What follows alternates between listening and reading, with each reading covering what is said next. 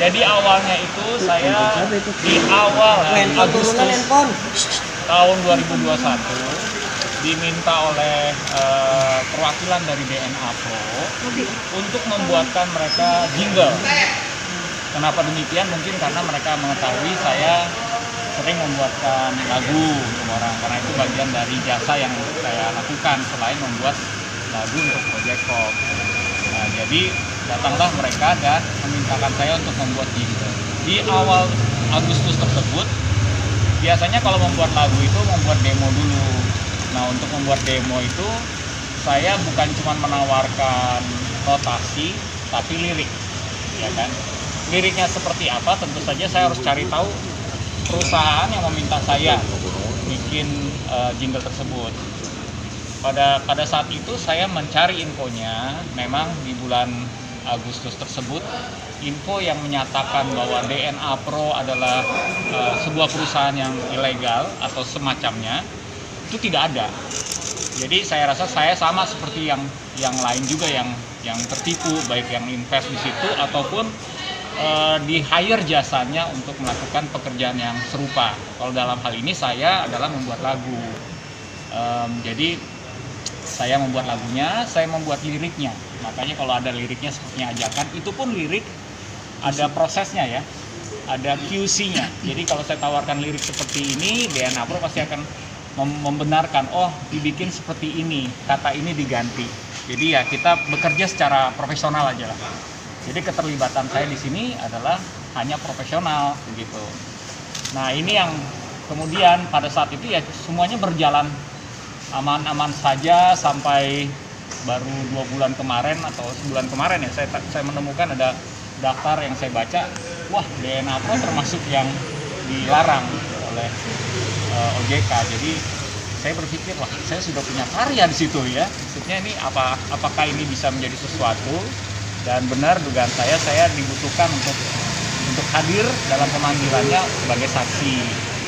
Karena mereka ingin tahu bagaimana prosesnya, keterlibatan saya sejauh apa. Saya jelaskan semuanya seperti yang saya jelaskan sama mbak-mbak dan mas-mas di sini. Dari membuat lagu itu ada dapat komisi berapa ya, Mas? Dari membuat lagu, iya, membuat demo atau lagu itu ada dapat berapa dari profesional? Ya, kisaran khusus profesional. Iya, kalau untuk membuat lagu memang saya ada rate card ya. Tapi kadang-kadang rate card ini harus disesuaikan dengan permintaan khusus kalau ada permintaan khusus. Dan juga disesuaikan dengan siapa saya membuat lagu. Artinya gini, saya ini punya talenta buat lagu tapi nggak bisa main musik. Jadi saya butuh music arranger. Nah, untuk dengan DNA Pro dan tim yang bekerja untuk membuat produksi lagunya di kontrak itu kita di angka 115. Oke, jadi saya kira-kira ya, keterlibatan Mas Yosi tidak dalam kegiatan usahanya, tapi hanya membuat lagu yang dipakai DNA Pro itu aja. Ya. Jadi secara profesional Mas Yosi di-hire untuk membuatkan lagu DNA Pro. Dan dia nggak tahu sendiri ternyata di kegiatan usaha tidak ada hubungan sama sekali dengan pekerjaan ini. Ya, Bang. Tapi sudah menerima nominal ya Mas Yosi dari hasil karya Mas Yosi sendiri. Betul, tapi angka yang tadi saya sebutkan itu bukan angka bersih. Karena kan harus ada kemana-kemana ya, studio, mixing, mastering, music arranger gitu. Dan apalagi ini udah 8 bulan berlalu. Jadi ya saya menyatakan siap membantu penyidikan dan apapun yang dibutuhkan untuk menjadi bukti, saya siap serahkan untuk teman-teman di sini, teman-teman polisi. Tapi tadi jasanya Mas Yosi sendiri sudah dibayarkan atau belum? Kan tadi kan itu hanya cuma berupa tadi pengembalian. Maksudnya jasa yang 115 itu sudah diberikan ke Mas Yosi? Saya tanya penyidikan. Iya, maksudnya saya itu kan memang sudah semua. Mas Yosi, pembayaran itu nggak ke saya artis ya, sebelumnya pembayaran itu ke manajemen. Artis sebelumnya kan seperti Mbak Rosa, Mas Ivan Gunawan juga mengembalikan uang meskipun mereka merasa tertipu. Kalau untuk Mas Yosi sendiri, bagaimana ini menanggapi Ya tadi seperti yang tadi saya sudah sampaikan, saya siap menyerahkan bukti yang dibutuhkan ya. Ya mungkin itu kategori yang tadi teman-teman definisikan dengan yang lain gitu ya. Apapun itu lah, mau kwitansi, mau apa semua diserahkan. Tadi ada berapa pertanyaan Mas Yosi yang ditanyakan penyidik kisarannya ya? Bukan dikembalikan. Ada berapa pertanyaan, Bang? Diminta berarti ada permintaan dari pihak kepolisian ya? Gimana, sorry Mbak?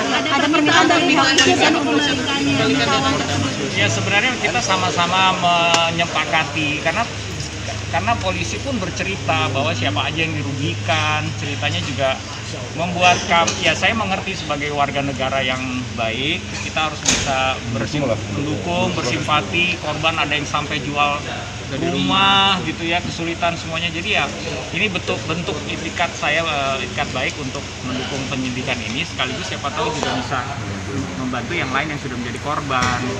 Kapan akan menyerahkan sama Yosi?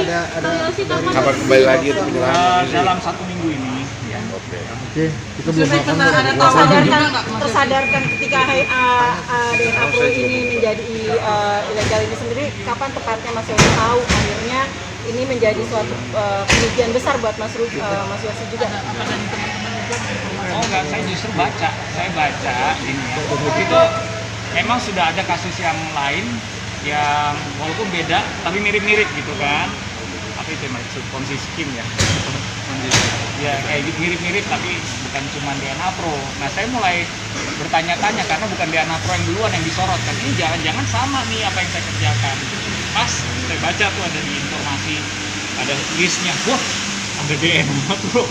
Nah di situ tuh kalau kurang lebih sih sebulan yang lalu. Mas Yosi ini kan sebelumnya udah ada. Mas udah pernah ditawarin juga kerjasama dari Mas atau mungkin ikutan kerjasama maksudnya jadi member gitu? Jadi dibuatkan akun. Pasti mereka tawarin, cuman kan saya nggak tertarik dari awal, tidak invest, tidak jadi member, tidak nyari member gitu. Karena hubungannya Mas Yosi dengan Dena cuma itu aja. Sendiri gimana Mas Yosi? Soal acara yang di Surabaya sendiri tadi dibilang. Nanti ditodong lagi dengan dikit. Lebih hati-hati lagi ya Mas Yosi. Pelajaran. Harusnya begitu. Harusnya itu menjadi pelajaran buat saya sendiri. Sebenarnya cukup berhati-hati kalau membuat karya. Makanya waktu sebelum saya tulis liriknya, saya cari tahu ini DNA Pro-nya apa. Pada saat saya mencari tahu, memang infonya tidak ada yang menyatakan itu sebagai sebuah perusahaan yang ilegal. Mas Yosi tadi yang ada acara di Surabaya itu acara apa? Acaranya mereka. Berarti datang juga ke sana berarti ya Pak? Undang juga pada saat di situ ada acara di sana? Ya karena itu dalam rangka, karena lagu itu cuma ada yang bisa membawakan, jadi saya harus membawakan lagu itu pertama kali di situ dan ya itu satu-satunya. Oke. Untuk mengembalikan uang sendiri itu kan kemarin dari ke Arranger juga, ke studio musik juga, apakah mengumpulkan dari mereka atau dari Mas Yosi sendiri mengembalikan uangnya? Maksudnya gimana? Kan tadi kan udah disebarkan uangnya kan, udah disebarkan kemana-mana. Apakah akan diambil dari mereka atau dari orang-orang pajak dari Mas Yosi sendiri mengembalikan uangnya? Sorry saya kurang jelas. Kan tadi Mas Yosi bilang uangnya sudah disebar. Apakah nanti kembalinya itu akan dari uang Mas Yosi sendiri atau akan diminta kembali dari orang-orang yang uang itu sudah tersebar? Dari saya sendiri dong, karena mereka juga sama saya, tidak tahu menau tentang ini. Intinya Mas Yosi di sini juga korban lah. Dia dirugikan. Mas Yosi bilang tadi tidak tertarik terhadap DNA Pro sendiri ya. Kenapa boleh dia alasannya? Tertarik invest masuk? Iya tidak tertarik invest karena saya melihat saya dari dulu nggak tertarik memang investasi yang kayak gini. Udah sebelum ini juga banyak investasi yang serupa yang ditawarkan. Saya nggak tahu kenapa saya nggak tertarik aja. Tapi resikonya tinggi tuh. Bukan karena resiko saya, karena memang tidak pernah tertarik gitu dengan investasi digital kayak gitu. Oke, boleh tahu investasi Mas Yosi selanjutnya apa? Kepada orang aja. Saham mungkin, saham. Enggak, saya nggak main kayak gitu.